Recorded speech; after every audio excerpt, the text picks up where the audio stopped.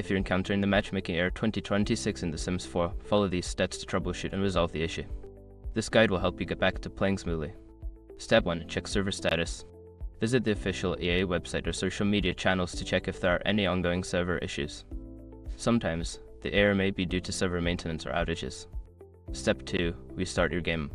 Close The Sims 4 completely and restart it. This can refresh the connection and may resolve temporary glitches causing the matchmaking error.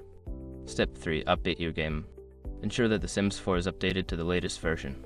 Open the EA App Origin, navigate to your game library, and check for any available updates. Step 4. Clear cache files. Navigate to the Documents folder on your computer, find the Sims 4 folder, and delete the local thumbcache package file. This can help clear any corrupted cache that might be causing the error. Step 5. Reinstall the game.